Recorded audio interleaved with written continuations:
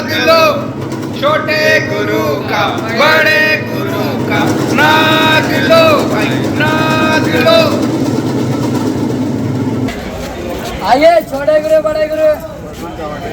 अभी आप जो सुन रहे थे कि बड़े गुरु का छोटे गुरु का नाग ले लो, नाग ले लो। हर गली मोहल्ले में बनारस में नागपंचमी के दिन छोटे छोटे बच्चे नाग की एक तस्वीर लेकर बेचते नजर आते हैं और लोगों को बताते हैं कि आप अपने घरों में लगाइए और इनकी पूजा करिए। तो क्या है इसके पीछे की मान्यता, कौन है बड़े गुरु और छोटे गुरु, क्यों इनको इस तरीके से कहा जाता है? क्योंकि बनारस में ही ये है, बनारस में अनेक रहस्य है।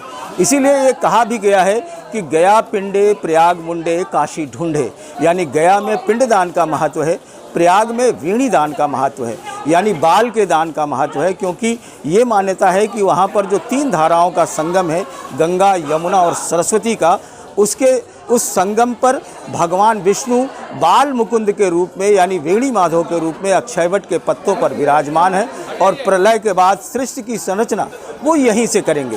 तो काशी जो है वो ढूंढने से मिलती है और ये इन्हीं तमाम रहस्यों को ढूंढने से मिलती है।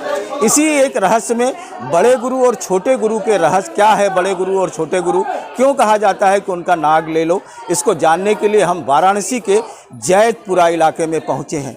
ये जैतपुरा इलाका जब आप यहाँ आएंगे तो वाराणसी के कैंट स्टेशन से तकरीबन 5 किलोमीटर के आसपास होगा। जो आप जो है वो तेलियाबाग से होते हुए जब आप कैंट स्टेशन, अंधरा पुल, तेलियाबाग होते हुए नाटी इमली से होते हुए जब आप यहाँ पर आएंगे तो मैं अगर आपको यहाँ दिखाऊं तो इस तरफ जो है ये जैतपुरा इलाका है, इसके ठीक सामने उधर अवसानगंज का इलाका है और इसके बगल में इधर जो है वो ईश्वरगंगी से होकर के आप इधर आ सकते हैं। तो यहाँ पर जो है ये आज जो है वो नागपंचमी के अवसर पर, लेकिन हम जिसकी बात कर रहे थे कि बड़े गुरु और छोटे गुरु की का नाग ले लो की क्या परिकल्पना, क्या परंपरा है, उसके जा रहे हैं। क्योंकि यहाँ पर करकूट कूप है, यानी एक सांप था जिसे बहुत विषधर कहा जाता था, उसका उनका एक कुंड है, नागकूप कहा जाता है। और नागपंचमी के दिन ये मान्यता है कि यहाँ पर आकर के दर्शन करने से, दर्शन पूजन करने से लोगों के तमाम जो आजकल जो काल सर्प दोष है कुंडली के और जो दूसरे दोष हैं वो सारी चीज़ें जो है वो ख़त्म होती हैं। तो यहाँ पर बड़ी मान्यता है। नागपंचमी के दिन आप देख रहे होंगे कि हर जगह यहाँ पर बहुत लोग आए हुए हैं, भीड़ है। और अगर हम आपको दिखाएं, जो आपको कह रहे थे कि इस तरीके से आपको यहाँ पर पूरे नाग के चित्र जो है आपको बने हुए मिलेंगे, जो है लोग अपने घरों में यहाँ से ख़रीद करके ले जाते हैं और ले जा कर के इनको जो है वो अपने घरों में लगाते हैं और उनकी पूजा अर्चना करते हैं। तो हम जो चल रहे हैं वो उस मंदिर की ओर चल रहे हैं जो नागकूप है।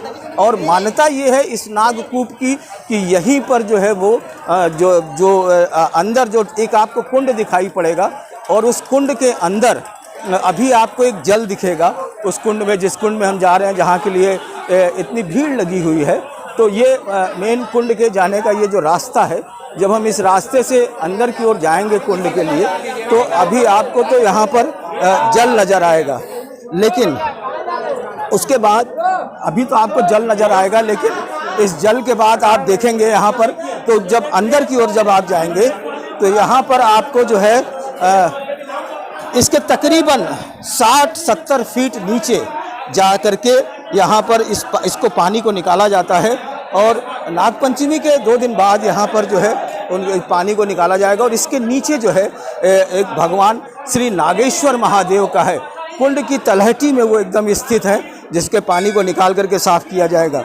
और मान्यता ये है कि इस कुंड के पानी में जब आप यहाँ पर स्नान करते हैं तो हर तरीके के सर्प दोष से मुक्ति मिल जाती है और वही तमाम चीज़ें आपको यहाँ पर देखने को भी मिलेगी। मान्यता ये भी है कि इसके नीचे जब आप जाएंगे तो नागलोक के जाने का रास्ता भी है, एक कुंड मिलेगा, एक पतला सा छेद है और उसके अंदर 7 तलहटी नज़र आती है। तो इस पानी का बहुत महत्व है। हमारे साथ हम इसके बारे में और ज़्यादा डिटेल जानेंगे कि आखिर बड़े गुरु छोटे गुरु किसे कहते हैं, ये किसकी तपस्थली है और कौन ऐसे लोग थे जिनके बारे में है, उसके जानने के लिए हमारे सहयोगी हमारे साथ हिमांशु शर्मा हैं। बहुत सीनियर जर्नलिस्ट हैं हिमांशु। हम उनसे जानने की कोशिश करेंगे कि आखिर बड़े गुरु छोटे गुरु क्या हैं और ये क्यों कहा जाता है कि उनका नाग ले लो, ये किसकी तपस्थली है।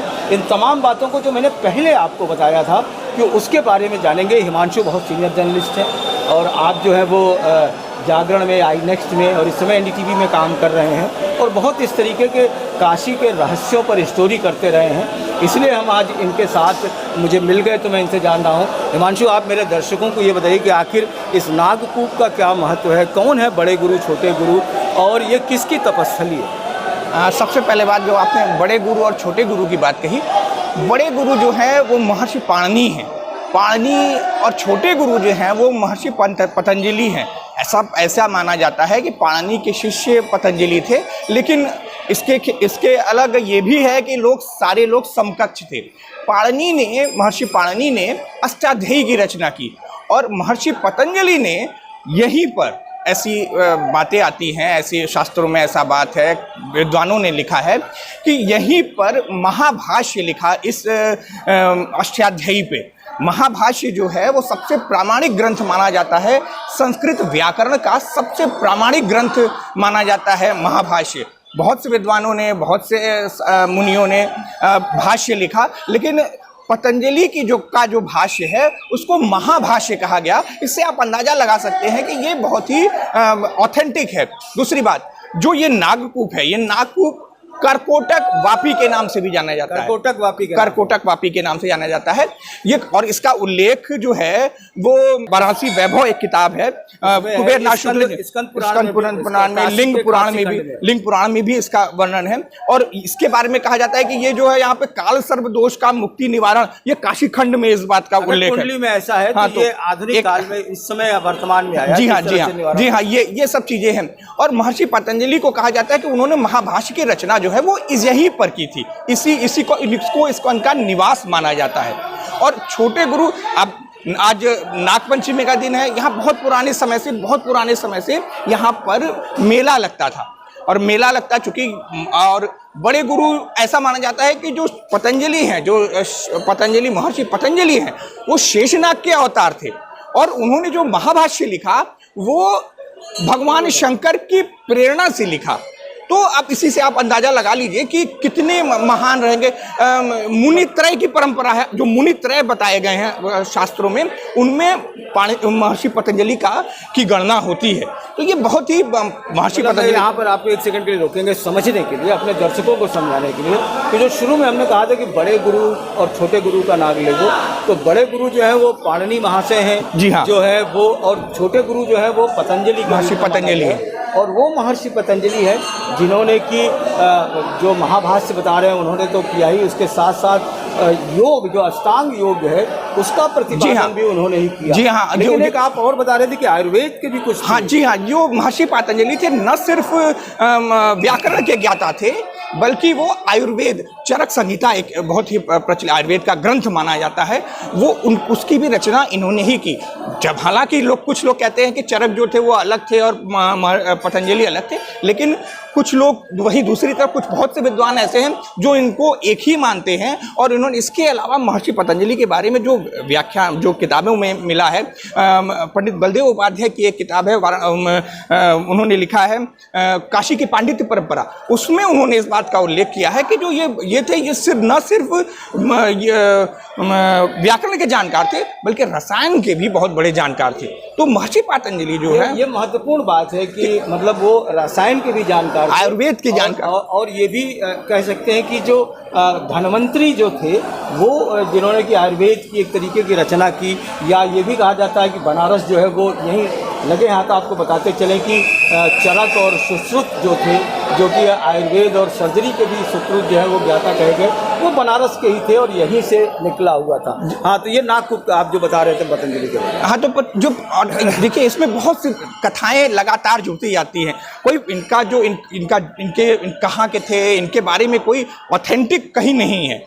ये पंडित बलदेव उपाध्याय अपनी किताब में लिखते हैं कि इनके बारे में कोई विस्तृत जानकारी, लेकिन जो जितने भी जानकारी है उसके हिसाब से उन्होंने महाभाष्य की जो रचना की वो इसी नागकूप के स्थान पर की। करकोटक, जैसा मैंने बताया कि करकोटक एक सर्प थे, करकोटक वापी के नाम से इसे जाना जाता है। कुंड, एक कुंड या कुआं, व्यापी को कुआं या कूप भी कह सकते हैं। अगर आप इसके बारे में स्कंद पुराण या दूसरे किसी किताबों में ढूंढेंगे तो करकोटक कूप के नाम से अगर आप ढूंढेंगे तो आपको इसके बारे में तमाम चीज़ें मिल जाएंगी। लिंग पुराण में भी इस कूप का वर्णन है और करकोटक का वर्णन है, तो उसमें सारी चीज़ें बहुत, यानी कि आप ये कह सकते हैं कि इसका महत्व जो है पौराणिक है, इसका महत्व जो है सामाजिक है, और इसका महत्व जो है वर्तमान में जो आप देख रहे हैं वो है धार्मिक है। इसका महत्व, देखिए कूपों का तो बहुत समय से महत्व रहा है, और कूप जो है हमारे यहाँ जो बनारस में 9 कूप और कितनी बावलियों का उल्लेख मिलता है हमारे ग्रंथों में।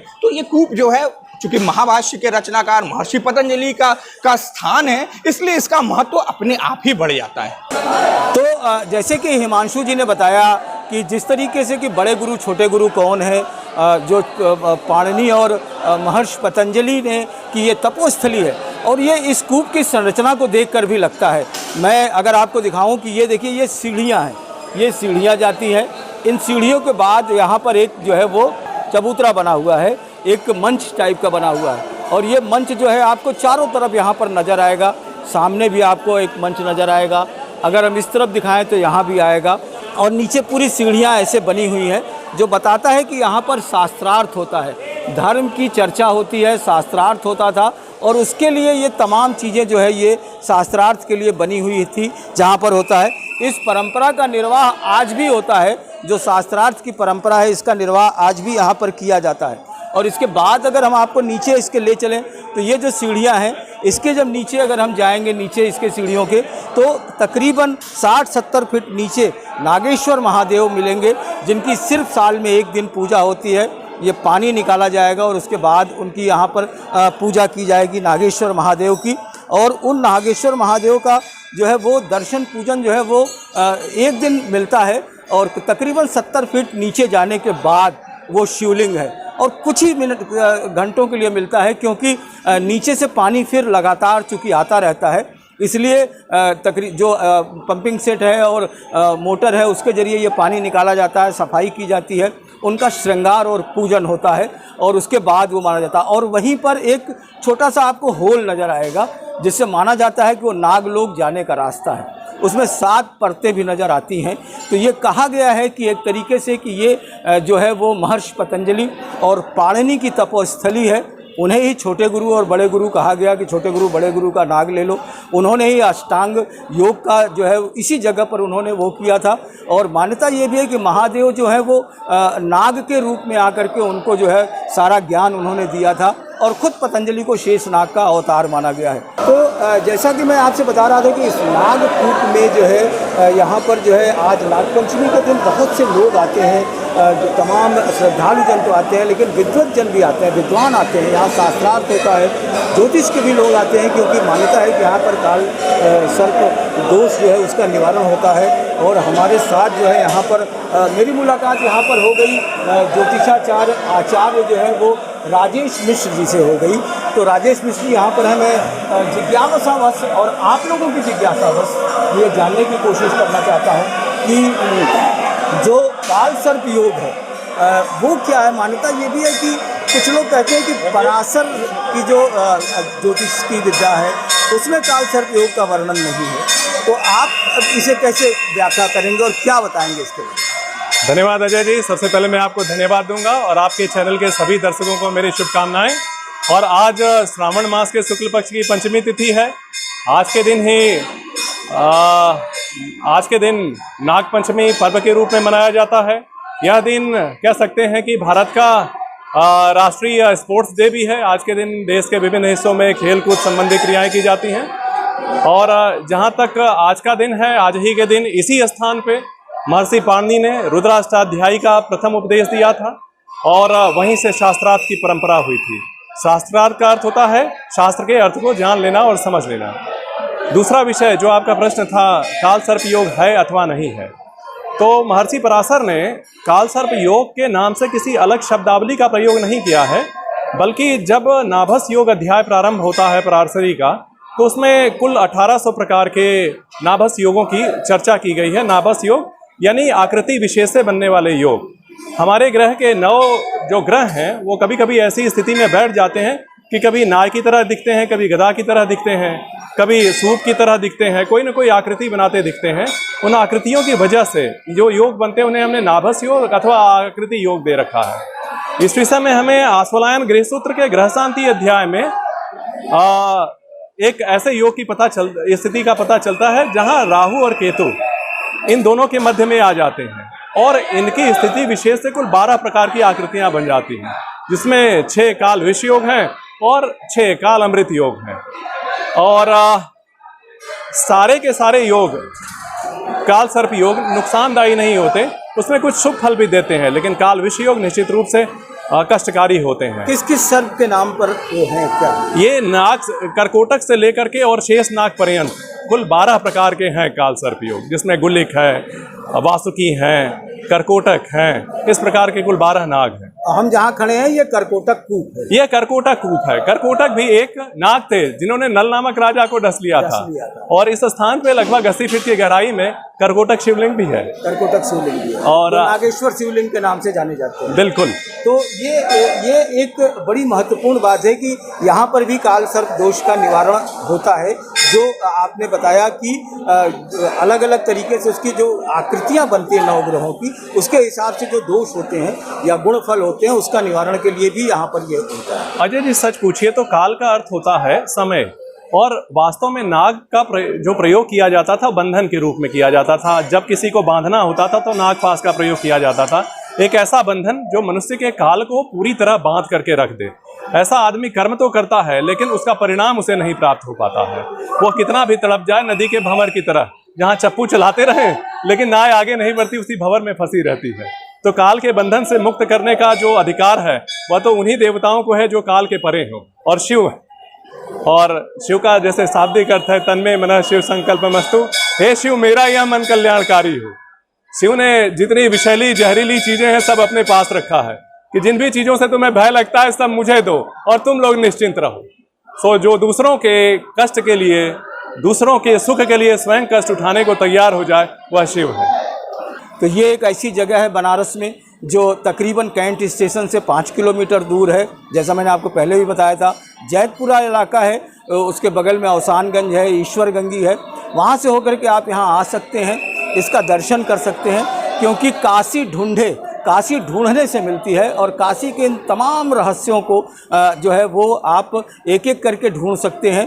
तो इसी ढूंढने की कड़ी में हम जो है नागपंचमी के दिन जो है ये जो है नागकूप तक पहुँचे हैं। अगली कड़ी में हम आपको किसी दूसरी जगह पर लेकर के जाएंगे, लेकिन हमारे साथ जो है हमारे कैमरा सहयोगी पुरुषोत्तम होंगे, वरिष्ठ पत्रकार हिमांशु होंगे और मैं खुद होऊंगा आपको काशी के रहस्य के बारे में। और हमारा ये सारा वीडियो आप जो है वो काशी अविनाशी जो मेरा यूट्यूब चैनल है आप उसमें देख सकते हैं। हमारी जो न्यूज़ वेबसाइट है जर्नलिस्ट कैफ़े, उसमें भी आप इसके लिंक को देख सकते हैं, उसको आप सब्सक्राइब कर सकते हैं और काशी के तमाम रहस्यों को आप जान सकते हैं। अगली कड़ी में फिर आपसे मुलाकात होगी। आज नागकूप से नमस्कार।